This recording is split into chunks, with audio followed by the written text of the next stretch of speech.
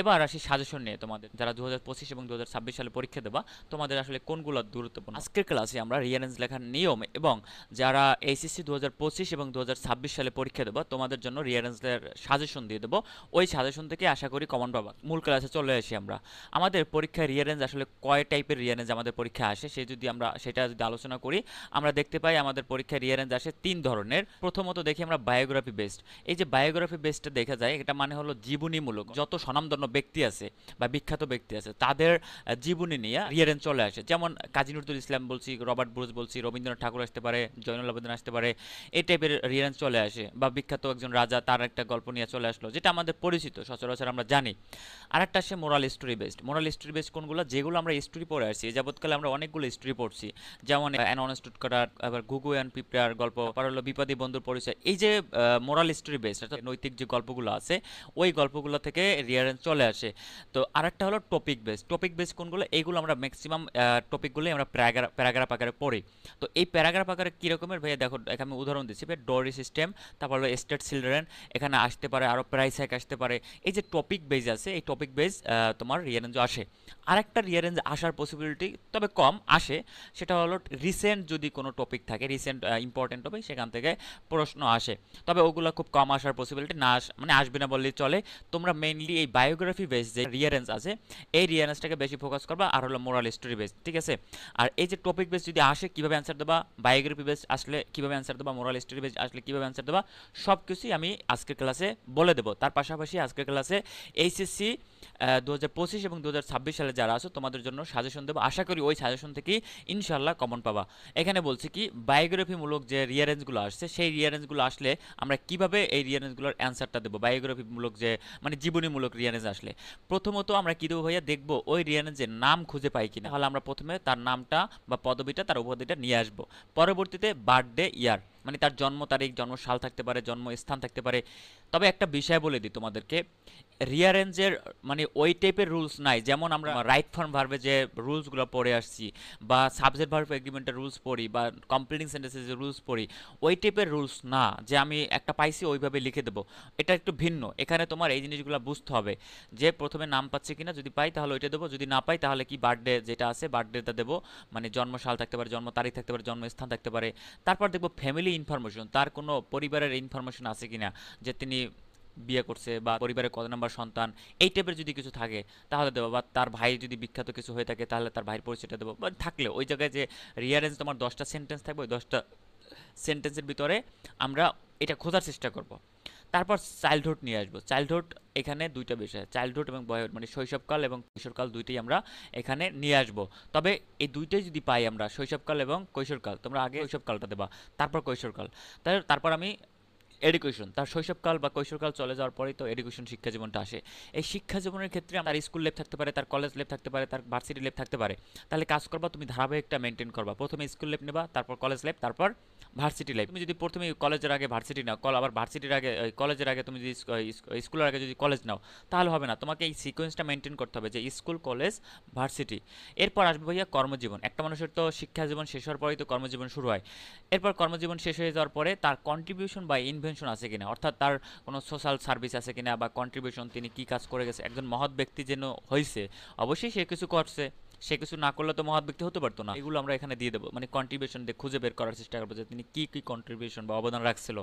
তারপর ভাইয়া রিওয়ার্ড। একটা মানুষ অবদান রাখার পরে তো পুরস্কার পায়, মানে তুমি একটা ভালো কাজ করছো দেন তুমি পুরস্কারের যোগ্য, তারপর পুরস্কারটা দেয় মানে ভালো কাজ করার পরে।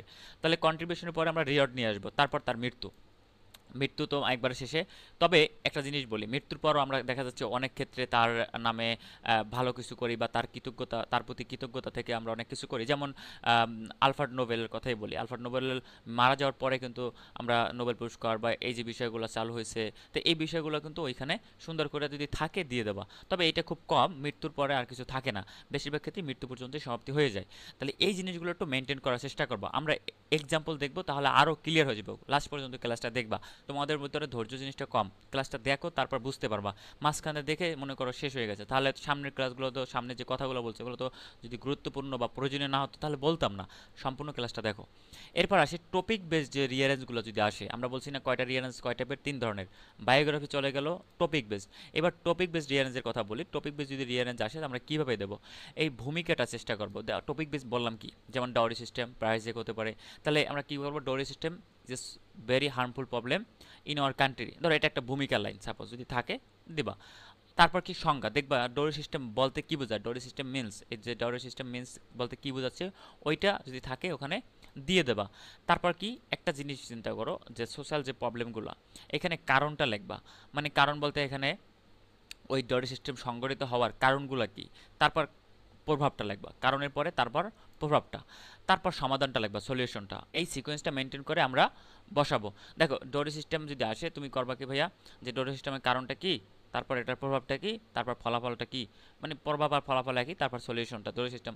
তাহলে এই জিনিসটা তোমার টপিকটা আগে মাথায় থাকতে হবে যে আসলে যৌতুক প্রথাটা তুমি চিন্তা করো যে যৌতুক প্রথা আর কারণটা পিছনে কি, ঠিক আছে। তারপর এটা আসলে প্রভাবটা, একটা মেয়ে যে যৌতুক প্রথার শিকার হলে তার কি কি প্রবলেম হয় তুমি খোঁজার চেষ্টা করবা। তারপর এটা সলিউশন, যৌতুক প্রথা প্রতিরোধ করতে আমরা কি কি সমাধান মানে কি কি পদক্ষেপ নিতে পারি। আশা করি বুঝতে পারছো। এবার আসি তোমাদের এই যে বললাম ভাইয়া মোরাল হিস্ট্রি বেস যে রিয়ারেঞ্জগুলো আসবে সেগুলো আমরা কিভাবে অ্যান্সার দেবো।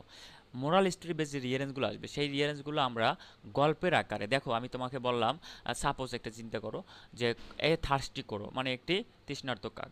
আমরা ওই গল্পটা কি সবাই জানি না? অবশ্যই সবাই জানি। তো ওখানে কি বলছে, কাকটের যদি আমরা গল্পটা পড়ে আসি সেখানে কি, সেখানে হলো একটা কাক, মানে একটা তৃষ্ণার্ত কাক পানির খোঁজে বনে ঘুরতেছিল বা উঠতেছিল, কোনো জায়গায় তিনি পানি খুঁজে পায়নি। তারপর একটা মানে জার মানে কলস দেখতে পায়, তারপর কলসের ভিতরে দেখে পানি আছে কিন্তু পানিটা অনেক নিচে।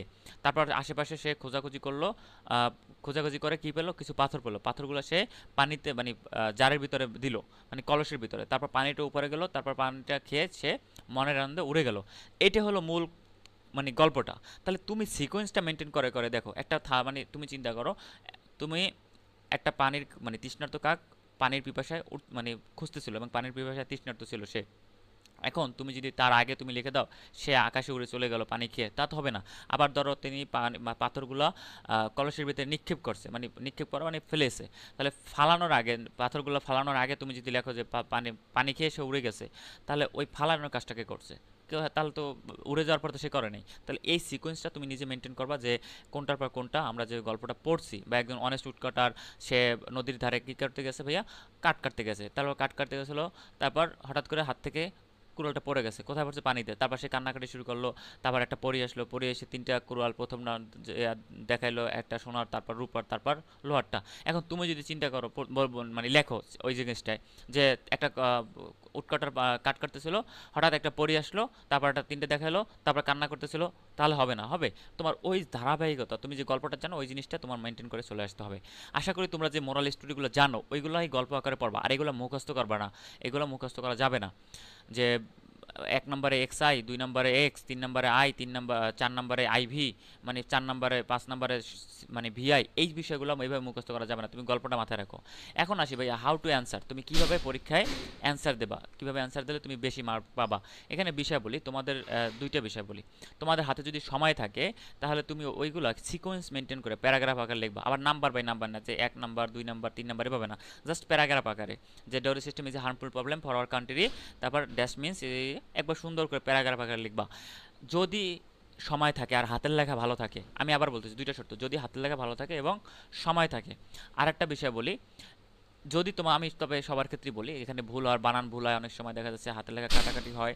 তো এই জিনিসটা যদি মেনটেন করতে হয় তাহলে অনেক সময় হিজিবিজি হয়ে যায়। তোমরা কাজ করবা এবার বক্স করে তোমরা দিয়ে দেবা, তাহলে তোমাদের সময়ও বাঁচবে, তোমাদের জন্য সব কিছু ভালো হবে। এভাবে বক্স করে প্রথমে সিরিয়াল দেবা 1 2 3 4 5 6 7 8 9 10 লিখে 1 নম্বরে কোনটা লাইন মানে কোন সেন্টেন্সটা আছে, বি নাম্বারটা বা সি নাম্বারটা ওইটা দিয়ে দেবা, 2 নম্বরে কোনটা, ডি নাম্বারটা বা সি নাম্বারটা তুমি দিয়ে দেবা। তো এইভাবে মেনটেন করে তুমি অ্যান্সারটা দিয়ে দেবা। এবার আসি সাজেশন নিয়ে তোমাদের, যে যারা 2025 এবং 2026 সালে পরীক্ষা দেবা তোমাদের আসলে কোনগুলো গুরুত্বপূর্ণ। আমি বলে দিচ্ছি ভাই, এগুলো 100% এখান থেকে আসার পসিবিলিটি বেশি। Aristotle, Zainul Abedin, the master and the cook. এবছর বঙ্গবন্ধু পড়তে যেও না, আর সামনের বছর বঙ্গবন্ধু পড়তে যেও না, বঙ্গবন্ধু থেকে আসবে না। ঠিক আছে, এবার শেখ মুজিব আসবে না। দ্য অ্যাপ্লিক্যান্টস, তারপর হলো দ্য সুলতান, দ্য থার্স্টি করো, তারপর হলো আবু বিন আদেম, তারপর হলো তোমার স্টিফেন হকিং, টিচারের ল্যাড, মানে একটা শিক্ষক এবং একটা বালকের যে গল্প, the struggle and the king, মানে একজন জ্যোতিষী এবং কিংয়ের রাজার যে গল্প, হাজি মোহাম্মদ মহসিন, আলেকজান্ডার অ্যান্ড পোরস, তারপর হলো তোমার মাদার তেরেসা। তারপর আসি আমরা Buddha the pure, doctor Mohammad Shahidullah, Androcles, তারপর হলো আলফ্রেড নোবেল